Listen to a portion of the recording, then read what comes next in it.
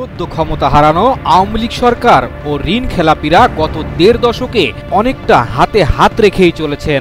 একদিকে ব্যাংক থেকে প্রভাবশালীদের বড় অঙ্কের ঋণ নিতে নানা সুবিধা দিয়েছে সাবেক এই সরকার, অন্যদিকে কাগজে কলমে খেলাপি ঋণ কম দেখাতে নেওয়া হয়েছে একের পর এক নীতি।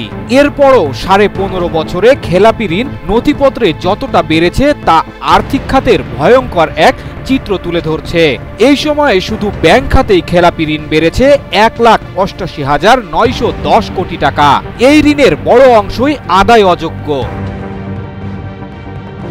বাংলাদেশ ব্যাংকের তথ্য অনুযায়ী গত জুন মাস শেষে খেলাপি ঋণ বেড়েছে 2,11,391 কোটি টাকা। ফলে দেশের ব্যাংকগুলোর থেকে বিতরণ করা ঋণের 12.56% এখন খেলাপি হয়ে পড়েছে। 2009 সালে আওয়ামী লীগ সরকার যখন সরকার গঠন করে তখন মোট খেলাপি ঋণ ছিল 22,481 কোটি টাকা। ফলে দলটি টানা 3 মেয়াদ ও 7 মাস ক্ষমতায় থাকার সময় খেলাপি ঋণ যতটা বেড়েছে তা দিয়ে 6টি পদ্মা সেতু বা 5টি মেট্রো রেল নির্মাণ করা যেত। ব্যাংক খাত সংশ্লিষ্টরা অবশ্য মনে করেন প্রকৃত খেলাপি ঋণের পরিমাণ আরও বেশি, কারণ কেন্দ্রীয় ব্যাংকের খেলাপি ঋণের হিসাব অবলোকন করা ও আদালতের আদেশ স্থগিত থাকা ঋণ বিবেচনায় নেওয়া হয়নি। গত 5 আগস্ট আওয়ামী লীগ সরকারের পতনের পর ব্যাংক খাত সংস্কারের পদক্ষেপ নিতে শুরু করেছে বাংলাদেশ ব্যাংক।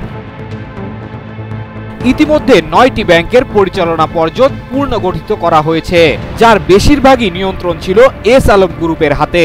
পরিস্থিতি উত্তরণে ব্যাংকগুলোকে নানা নির্দেশনাও দিয়েছে নিয়ন্ত্রক সংস্থা। ফলে প্রকৃত খেলাপি ঋণের চিত্র আগামী দিনে বেরিয়ে আসবে বলে মনে করছেন কেন্দ্রীয় ব্যাংকের ঊর্ধ্বতন কর্মকর্তারা। রাষ্ট্রীয়ভাবে গত 15 বছরে খেলাপি ঋণ ও প্রভাবশালী ব্যবসায়ীদের একের পর এক ছাড় দেওয়া হয়েছে। একদিকে বিশেষ গ্রাহককে বেশি ঋণ দিতে আইন শিথিল করা হয়েছে, অন্যদিকে আইনের পরিবর্তন আনা হয়েছে খেলাপিদের ঋণ দিতে। 2009 সালে ক্ষমতায় এসে তৎকালীন সরকার খেলাপি ঋণের সংজ্ঞা শিথিল করে। সালমান এফ রহমানের আবেদনের প্রেক্ষিতে 2015 সালে ঋণ পুনর্গঠন সুবিধা দেওয়া হয়। ঋণ অবলোপনের ক্ষেত্রে দেওয়া হয় বিশেষ ছাড়। 2019 সালের 2% অর্থ দিয়ে ঋণ নিয়মিত করার বিশেষ সুবিধা দেওয়া হয়। এরপর কোভিড মহামারী শুরু হলে সব ধরনের গ্রাহককে ঋণ পরিশোধ না করার সুবিধা দেয় কেন্দ্রীয় ব্যাংক। ফলে কিছু ভালো ঋণ গ্রহীতাও ঋণ পরিশোধে অনাগ্রহী হয়ে ওঠেন। সাবেক গভর্নর আব্দুর রব তালুকদার কেন্দ্রীয় ব্যাংকে যোগ দিয়ে ঋণ খেলাপিদের ঢালাও ছাড় দিয়ে নতুন নীতিমালা জারি করেন। রাষ্ট্রীয় মালিকানাধীন ব্যাংকগুলোর মধ্যে তালিকার শীর্ষে রয়েছে জনতা ব্যাংক, যাদের খেলাপি ঋণ প্রায় 48,000 কোটি টাকা। এই ব্যাংকের খেলাপি ঋণ বেড়েছে প্রধানত বড় 3টি ব্যবসায়ী গোষ্ঠীর কারণে। এর মধ্যে বেক্সিমকো গ্রুপের 18,000 কোটি টাকা, অনাক্সটেক্স গ্রুপের প্রায় 8,000 কোটি টাকা এবং এস আলম গ্রুপের 2,000 কোটি টাকার ঋণ খেলাপি হয়ে পড়েছে। বেক্সিমকো গ্রুপের ভাইস চেয়ারম্যান সাবেক প্রধানমন্ত্রী শেখ হাসিনার উপদেষ্টা সালমান এফ রহমান এবং এস আলম গ্রুপের চেয়ারম্যান সাইফুল আলম। বাংলাদেশ ব্যাংকের নথিপত্রে দেখা গিয়েছে বেসরকারি ব্যাংকগুলোর খেলাপি ঋণ 99,921 কোটি টাকা, যা মোট ঋণের প্রায় 8%। তালিকার শীর্ষে রয়েছে ন্যাশনাল ব্যাংক, এবি ব্যাংক ও ইসলামী ব্যাংক। এছাড়া বিদেশি ব্যাংকগুলোর খেলাপি ঋণ 3,229 কোটি টাকা ও বিশেষায়িত ব্যাংকগুলো 5,756 কোটি টাকা।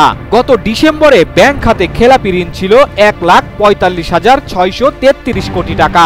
বাংলাদেশ ব্যাংকের হিসেবে 6 মাসে খেলাপি ঋণ বেড়েছে 65,754 কোটি টাকা। এর মধ্যে জানুয়ারি ও মার্চের সময়ে বেড়েছে 36,662 কোটি টাকা।